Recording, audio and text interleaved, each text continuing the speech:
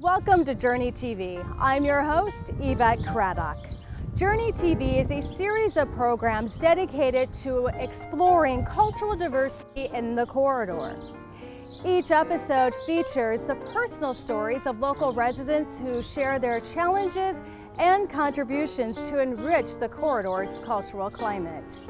They share their stories with the intention that we collectively increase our understanding, acceptance, tolerance, and respect for each other. Their personal stories may be their individual journeys, but their individual journeys represent those of many. We are the many.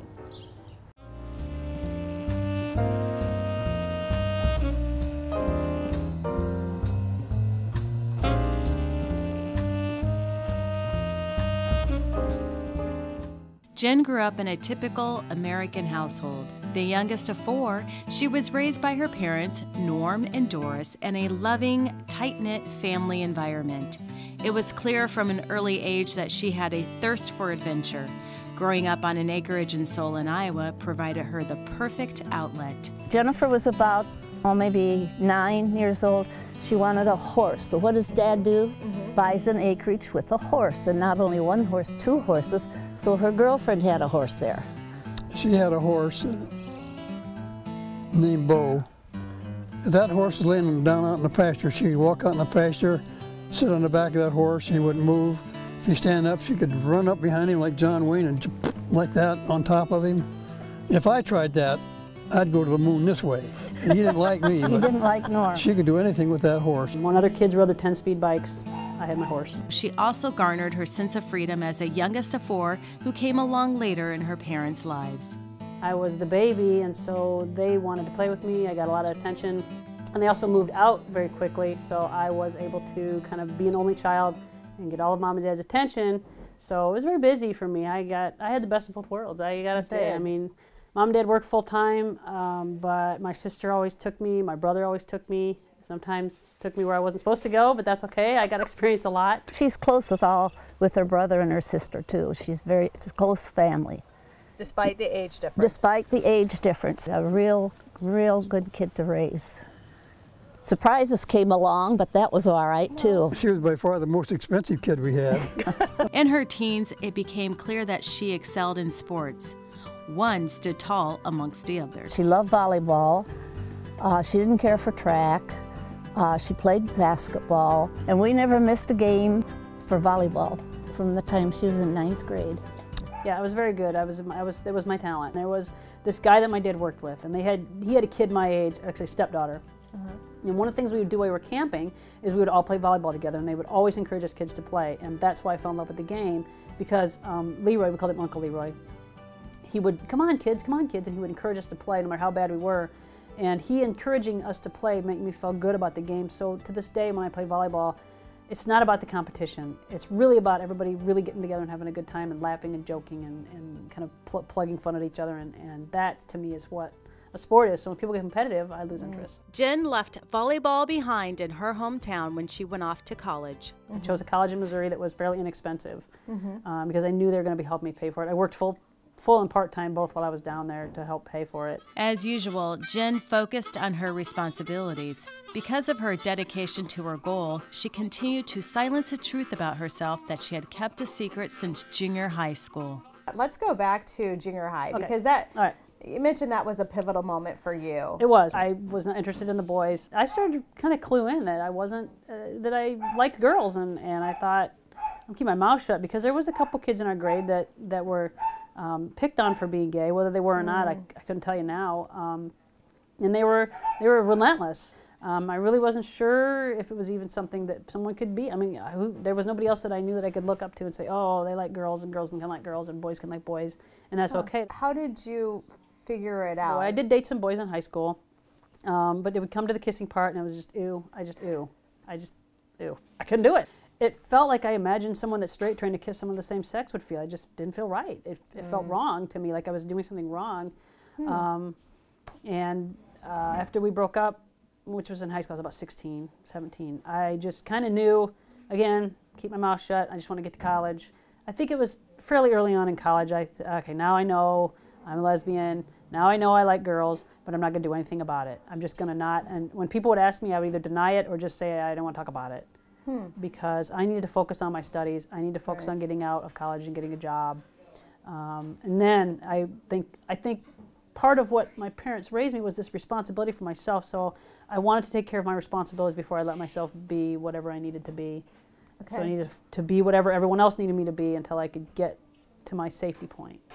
To your safe landing, and then you can springboard from there. The springboard was probably my ex McGuire. I call her McGuire. Her name's Jen too. She asked me out on a date. I said no like 15 times. Finally, I said yes, and she was the one that said to me, you know, you need to get a grip on your reality here. You have a job. You're out of college. I was working, you know, and that was it. Then I just said okay, and I jumped into it, both feet. She got a grip, got a job, and decided it was time to take responsibility for her authentic self. It was about that time that she came out to her parents.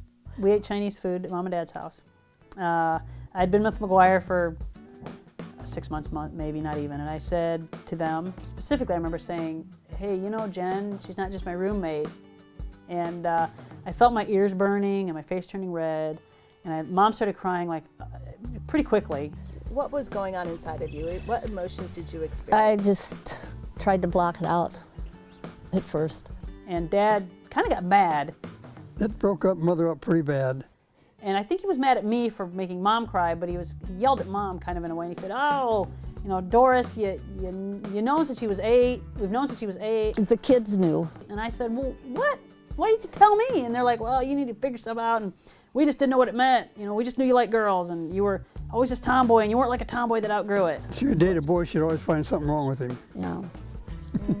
Didn't make any difference, good or bad. Then we kind of went back and ate the rest of our stuff. Dad said, you know, she's just like Ellen.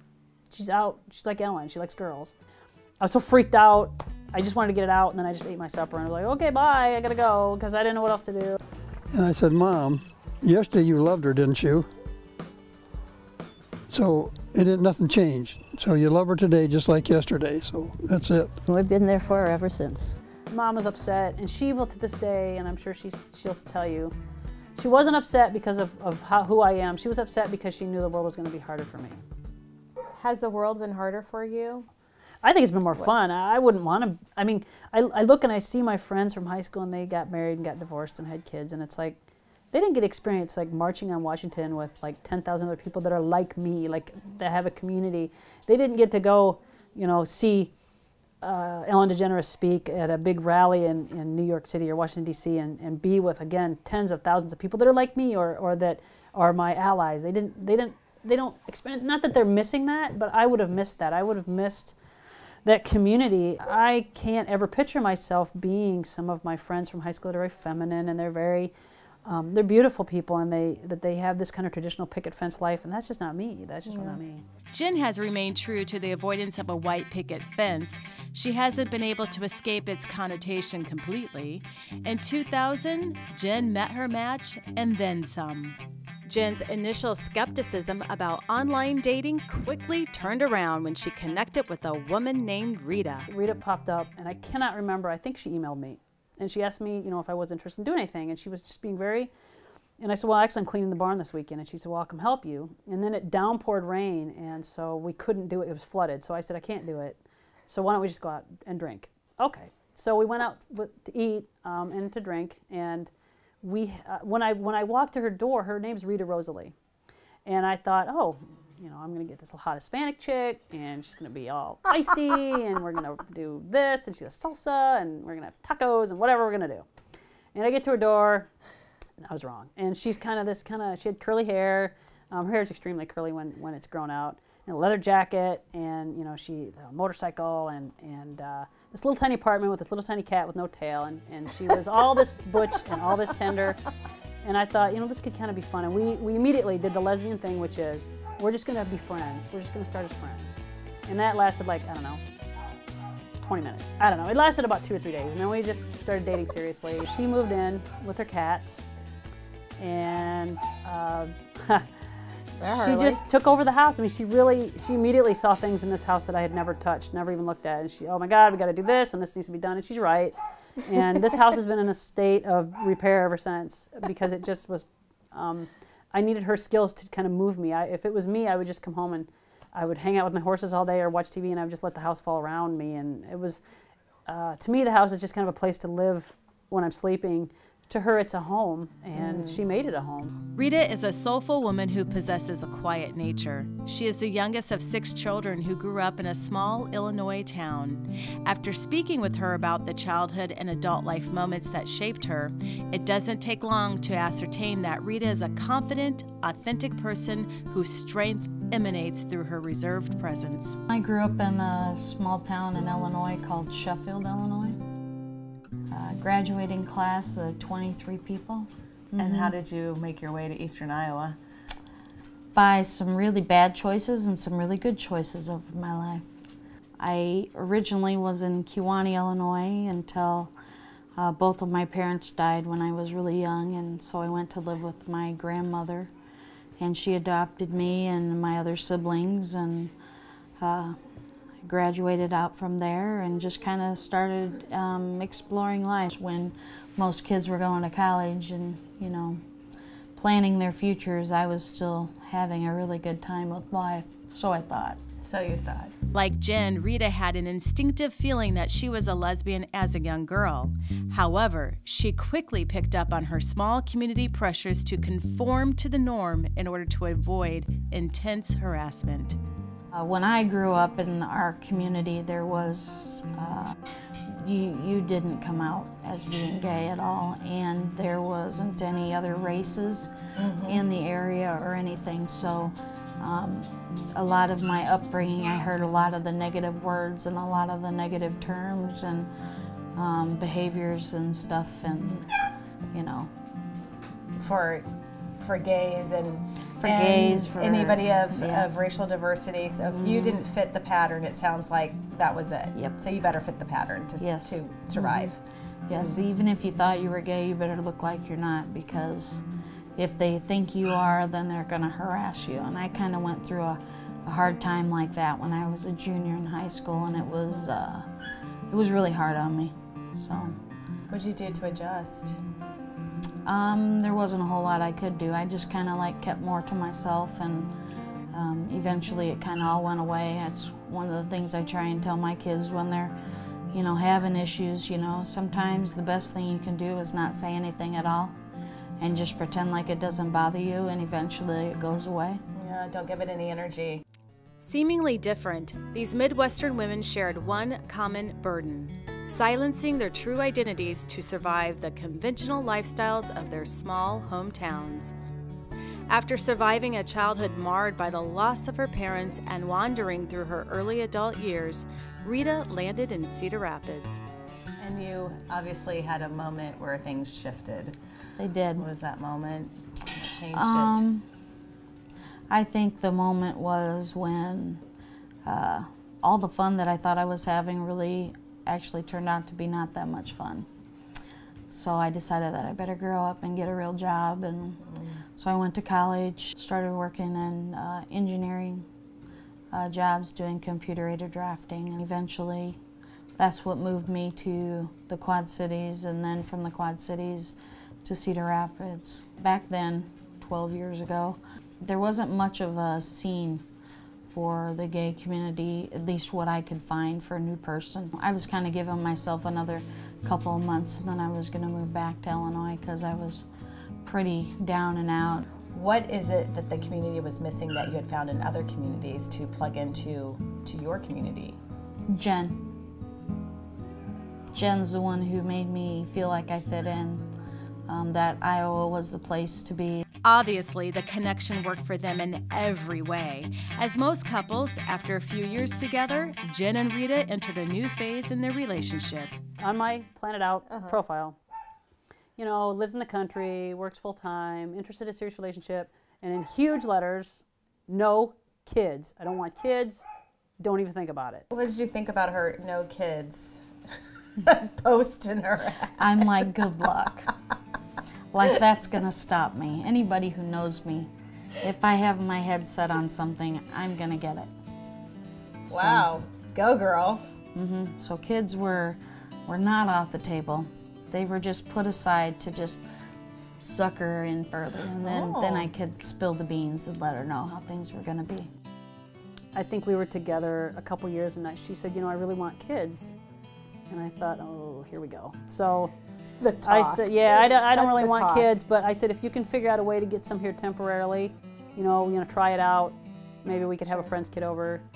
So the next thing I know, I'm signed up for foster parent classes for 10 weeks. And I thought, God, she figured out a way to get temporary kids. How's that going to work? So we got foster parent license, and we met little Robbie, who was a friend of ours, nephew. So as soon as we got our license, we asked to take him, which we did, and we got a little boy. First day, I mean, they just need foster parents very badly. We've had kids in the house ever since. And when the idea of adoption came up with Robbie, I saw it coming, so I was okay with that. We had talked about it. We knew Robbie was probably going to be permanent. Yeah. But after that, I said we were done. Or so she thought. And we adopted 3 more. From a family unit of 2 and no kids, Jen and Rita's family grew to 5 and now comprises a household of 8. Yes, 6 kids and 2 adults. And now between the adopted children and the foster children, we have a total of 6 in the household. Yep, there's 6 in the house, and apparently each one gets a dog. And a cat. And a cat. So, and a cat. And I get the gerbils. So you get the gerbils, and you have your horses. I have the horses, and the kids have a pony that they're scared of, so that so it doesn't get ridden when they're the llamas. They ride it, and then inevitably the horse will come back down the road without a child, and I have to go get the child. And like a growing number of couples, both heterosexual and gay, love came first, children followed, and well, marriage. You 2 got married. Yep. It was legalized in 2009. And from that day on, I nagged, can we get married, can we get married? And she didn't really want to do it.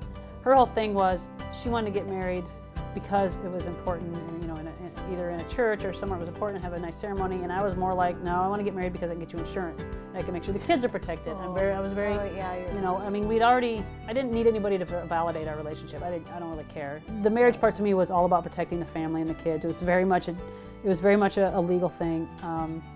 For me, and she really wasn't interested in that. And then, you know, when she saw the cost of insurance going up and she realized that I couldn't protect the children, if something were to happen to her, it would be harder for me to protect the children with us not being married. So she finally relented, and literally I took my lunch hour, grabbed Danelle, my friend from work, and her husband, who is, oddly enough, a very right-wing Republican, and he agreed to be our witness. And she grabbed the 3 little kids that we had at the time, and we went up to the courthouse in Benton County.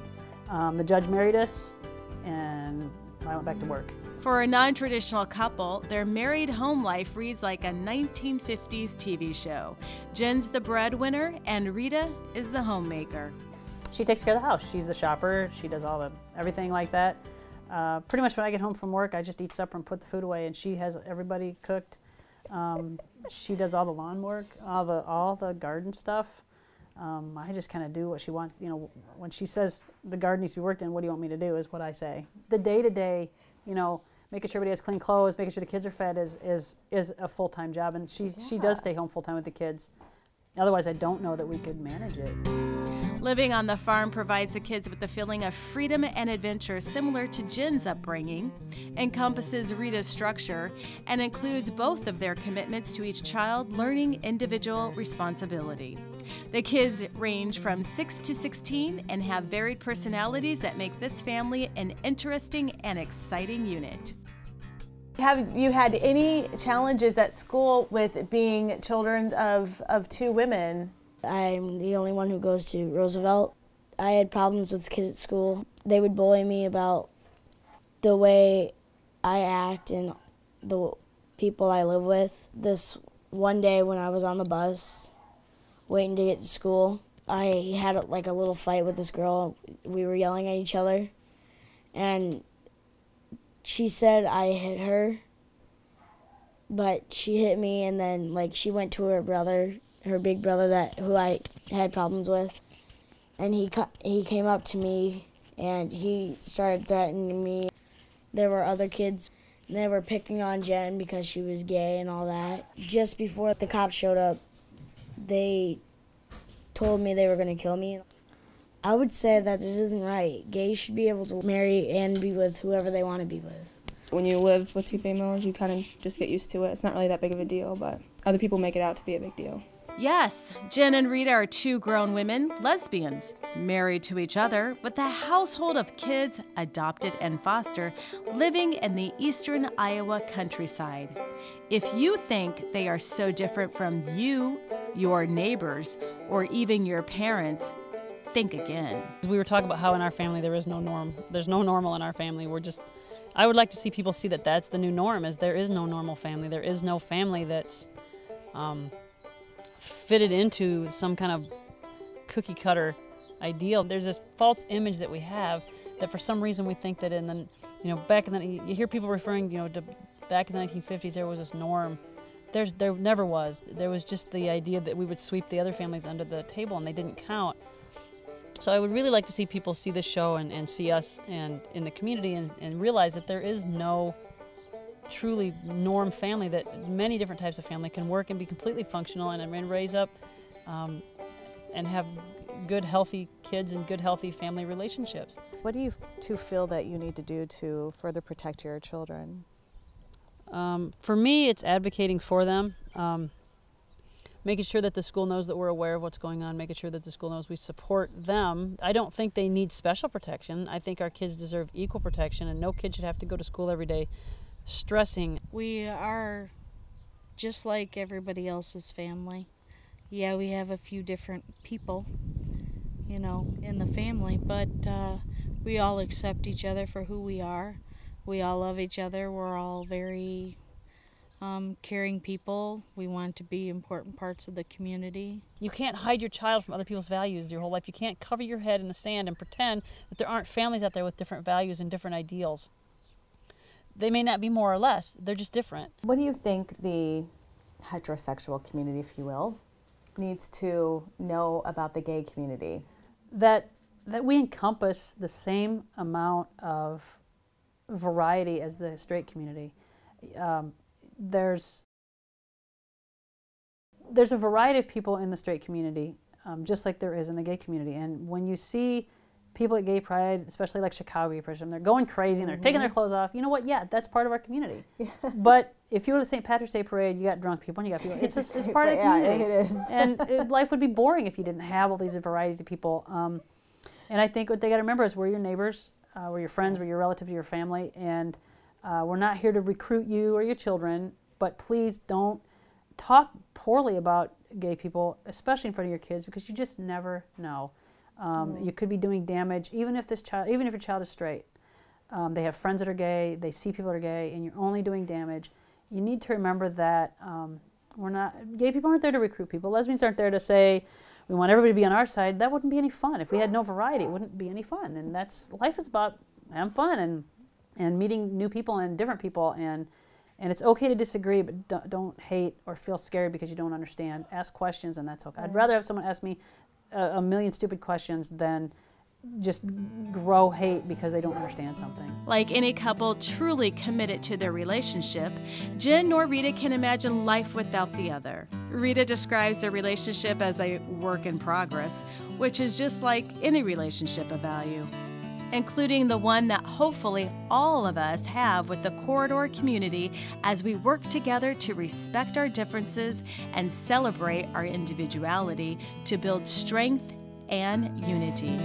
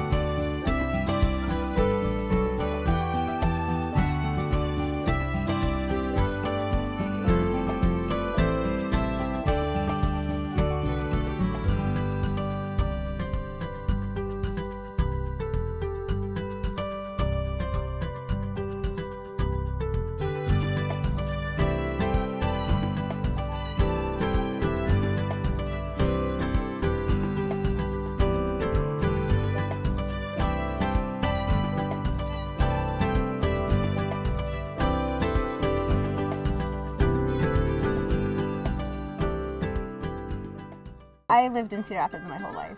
It didn't seem like I had a care in the world. Most people can relate to Rima Ajram Salim's childhood filled with typical sibling antics, silly games with friends, and not having a care in the world. Really, normal childhood stuff, up to a point.